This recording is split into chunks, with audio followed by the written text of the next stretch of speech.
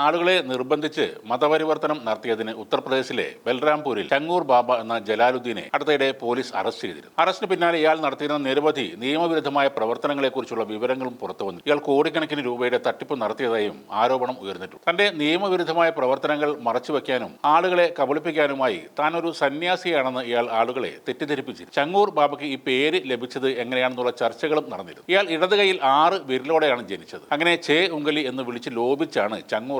ബൽറാംപൂർ ജില്ലയിലെ നെഹ്റാമാഫി ഗ്രാമത്തിലാണ് ജലാലുദ്ദീന്റെ ജനനം. താനൊരു സന്യാസിയാണെന്ന രീതിയിൽ മറ്റുള്ളവരോട് പെരുമാറാൻ തുടങ്ങിയതോടെ ആളുകൾ ഇയാൾക്ക് ചങ്ങൂർ ബാബ എന്ന പേരും നൽകി. ദരിദ്രമായ ഒരു കുടുംബമായിരുന്നു അയാളുടേത്. എന്നാൽ പെട്ടെന്ന് പണം സമ്പാദിക്കാൻ ആഗ്രഹിച്ച് ഇയാൾ പ്രാദേശിക രാഷ്ട്രീയ നേതാക്കളുടെയും പ്രവർത്തകരുടെയും കൂടെ നടന്നിരുന്നു. അതിനിടയ്ക്ക് ലഭിച്ച ഒരു രാഷ്ട്രീയ അവസരം ഇയാൾ കൃത്യമായി മുതലെടുക്കുകയും ചെയ്തു. പ്രാദേശിക തെരഞ്ഞെടുപ്പിൽ അദ്ദേഹം മത്സരിച്ചിരുന്നു. പിന്നീട് ഇയാൾ ഗ്രാമത്തിലെ മുഖ്യനായി തെരഞ്ഞെടുക്കപ്പെട്ടു. അതിനുശേഷം ഇയാളുടെ ഭാര്യയെയും ഇതേ സ്ഥാനത്തേക്ക് തെരഞ്ഞെടുത്തു. അങ്ങനെ സാഹചര്യങ്ങൾ മെച്ചപ്പെട്ടു വന്നപ്പോൾ വലിയ നഗരങ്ങളിലേക്ക് ഇദ്ദേഹം യാത്ര ചെയ്യാൻ തുടങ്ങി. ഇയാളുടെ ഭൂരിഭാഗം യാത്രകളും മുംബൈയിലേക്കായിരുന്നു. മുംബൈയിലെ ഹാജി അലി ദർഗയിൽ ചങ്ങൂർ ബാബ സ്ഥിരമായി പോയിരുന്നു. അവിടെ എത്തുന്ന മറ്റ് മതങ്ങളിലുള്ളവരെ ഇയാൾ നിരീക്ഷിക്കാറുണ്ടായിരുന്നു. വിവാഹം കഴിഞ്ഞിട്ടും ഏറെ നാളുകളായി കുഞ്ഞുങ്ങൾ ഇല്ലാതിരുന്ന നീതു നവീൻ നോഹ്റയെ ജലാലുദ്ദീൻ പരിചയപ്പെടുന്നത് അങ്ങനെയാണ്. പല അമ്പലങ്ങളിലും ദർഗയിലും അവൾ പോയിരുന്നു. ഉടനെ ഒരു കുഞ്ഞ് ജനിക്കുമെന്ന് വിശ്വസിപ്പിച്ച് അമാനുഷിക ശക്തിയുണ്ടെന്ന് പറയുന്ന ലോക്കറ്റുകളും മോതിരങ്ങളും ഈ ചങ്ങൂർ ബാബ അവർക്ക് കൊടുത്തിരുന്നു. വൈകാതെ നീതു ഗർഭം ധരിച്ച ഒരു മകളെ പ്രസവിക്കുകയും ചെയ്തു. അതിനു പിന്നാലെ സമ്പന്നരായ ദമ്പതികൾ ചങ്ങൂർ ബാബയുടെ കടുത്ത അനുയായികളായി മാറി. മുംബൈയിലേക്ക് പോകുമ്പോൾ ബാബ പിന്നീട് അവരുടെ വീട്ടിലാണ്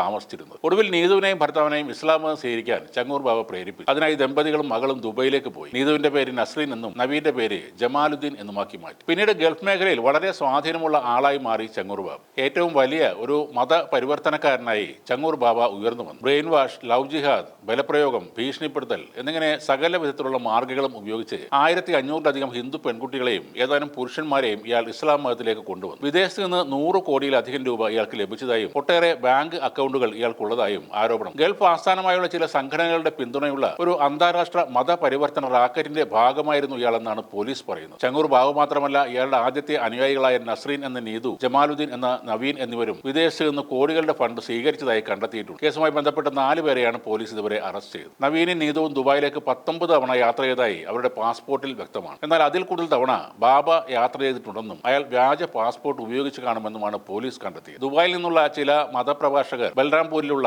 ചങ്ങൂർ ബാബയുടെ മാളികയിൽ സ്ഥിരമായി വന്നിരുന്നതായും പോലീസ് കണ്ടെത്തിയിട്ടുണ്ട്.